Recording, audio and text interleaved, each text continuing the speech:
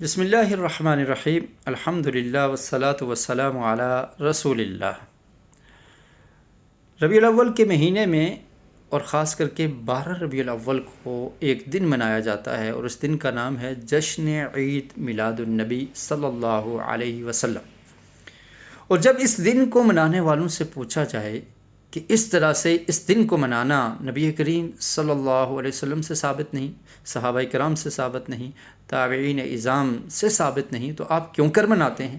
تو وہ کہتے ہیں کہ قرآن مجید میں اس کا حکم موجود ہے، اور بطور دلیل وہ قرآن مجید کی اس آیت کو پیش کرتے ہیں۔ وہ آیت کیا ہے؟ وَأَمَّا بِنِعْمَةِ رَبِّكَ فَحَدِّثْ، کہ اللہ رب العالمین نے ارشاد فرمایا کہ اپنے رب کی نعمت کو بیان کیجئے، اپنے رب کی نعمت کا تذکرہ کیجئے۔ تو اللہ کے رسول صلی اللہ علیہ وسلم سے بڑی نعمت کیا ہو سکتی ہے؟ آپ کی ولادت بہت بڑی نعمت تھی تمام انسانوں کے لیے، تو اس نعمت کا ہم تذکرہ تو کر رہے ہیں۔ لیکن اگر آپ اس آیت پہ غور کریں اور اس آیت سے پہلے والی 2 آیات پڑھ لیں تو آپ کو یہ بات سمجھنا بالکل آسان ہو جائے گی کہ ان آیات میں مخاطب کون ہیں۔ قرآن مجید میں اللہ رب العالمین نے ارشاد فرمایا فَأَمَّا الْيَتِيمَ فَلَا تَقْهَرْ وَأَمَّا السَّائِلَ فَلَا تَنْهَرْ وَأَمَّا بِنِعْمَةِ رَبِّكَ فَحَدِّثْ۔ رسول مکرم صلی اللہ علیہ وسلم کو اللہ تعالیٰ نے یہ حکم دیا کہ اے اللہ کے رسول صلی اللہ علیہ وسلم، آپ نے یتیم پر سختی نہیں کرنی۔ فَأَمَّا الْيَتِيمَ فَلَا تَقْهَرْ وَأَمَّا السَّائِلَ فلا تنہر، اور جو سائل ہے، سوال کرنے والا ہے، اس کو جھڑکنا نہیں ہے۔ وَأَمَّا بِنِعْمَةِ رَبِّكَ فَحَدِّثْ، اور رب کی نعمت کو آپ نے بیان کرنا ہے۔ کس کو حکم ہو رہا ہے؟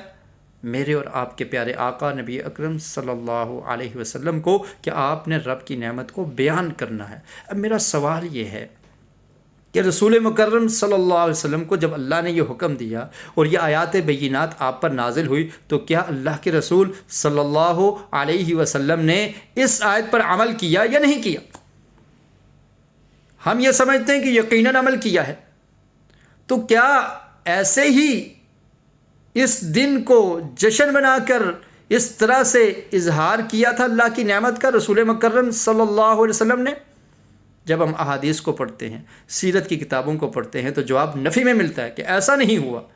تو پھر کیوں نہ ہم یہ کریں کہ رسول مکرم صلی اللہ علیہ وسلم نے جس طرح سے اس آیت پر عمل کیا، جس طرح سے آپ نے اپنے ولادت کے دن کی خوشی کا اظہار کیا، تو ہم بھی کیوں نہ ایسا کر لیں؟ اور یہ ضروری بھی ہے۔ قرآن مجید میں اللہ تعالیٰ نے ارشاد فرمایا وَمَا آتَاكُمُ الرَّسُولُ فَخُذُوهُ وَمَا نَهَاكُمْ عَنْهُ فَانْتَهُوا، کہ جس چیز کا حکم تمہیں اللہ کے رسول دے دیں اس کو لے لو، اور جس سے منع کر دیں اس سے باز آ جاؤ۔ اب ہم احادیث کی کتابوں کو کھولتے ہیں۔ صحیح مسلم کھول لیجئے۔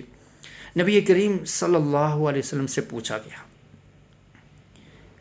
اے اللہ کے رسول، آپ سوموار کے دن یوم الاثنین کو روزہ کیوں رکھتے ہیں؟ ذرا دل تھام کے سنیے گا، آپ سوموار کے دن روزہ کیوں رکھتے ہیں؟ رسول مکرم صلی اللہ علیہ وسلم نے ارشاد فرمایا کہ یہ وہ دن ہے یوم ولدت فیہ، اس میں میرا میلاد ہوا ہے، اس میں میری پیدائش ہوئی ہے، میں اس دن پیدا ہوا ہوں، اور اس دن مجھ پر وحی کا نزول ہوا ہے، تو میں اللہ کا شکر ادا کرنے کے لیے اس دن روزہ رکھتا ہوں۔ اللہ کی نعمت پر کیسے رسول مکرم نے شکر ادا کیا؟ اس دن روزہ رکھا، اور کس دن؟ سوموار کے دن روزہ رکھا۔ اور اب یاد رکھیے کہ سوموار کا دن سال میں ایک بار نہیں آتا،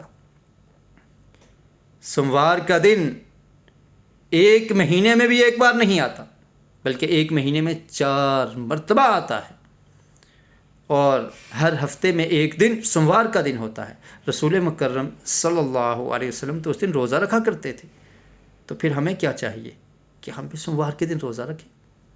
قرآن مجید کی اس آیت کو کیا ہم یہ زیادہ سمجھتے ہیں؟ وَأَمَّا بِنِعْمَةِ رَبِّكَ فَحَدِّثْ، رسول مکرم صلی اللہ علیہ وسلم نے جیسے سمجھا، کیا ہمیں وہ قبول نہیں؟ صحابہ کرام کو کیا اس آیت کی سمجھ نہیں آئی؟ آج ہم اپنی منمانی کرنے کے لیے، اپنی خواہشات کو پورا کرنے کے لیے قرآن مجید کی آیات کا معنی اور مفہوم بھی غلط بیان کرنے کی کوشش کرتے ہیں، اور اس سے غلط استدلال کرتے ہیں، اگر آپ یہ سمجھتے ہیں کہ رسول مکرم صلی اللہ علیہ وسلم کو اللہ نے یہ حکم دیا وَأَمَّا بِنِعْمَةِ رَبِّكَ فَحَدِّثْ کہ اپنے رب کی نعمت کا اظہار کیجئے، تذکرہ کیجئے، بیان کیجئے، تو پھر جیسے رسول مکرم صلی اللہ علیہ وسلم نے اظہار کیا، تذکرہ کیا، تو ہمیں بھی ایسے ہی کرنا چاہیے۔ تو سوموار کے دن اللہ کے رسول نے روزہ رکھ کر یہ بتا دیا کہ اس دن میرا میلاد ہوا ہے، میں اس لیے اس دن روزہ رکھتا ہوں، تو پھر ہمیں بھی یہی عمل کرنا چاہیے۔ اللہ رب العالمین سے دعا ہے کہ اللہ تعالی ہمیں قرآن و سنت کو سمجھنے کی اور اس پر عمل کی توفیق نصیب فرمائے۔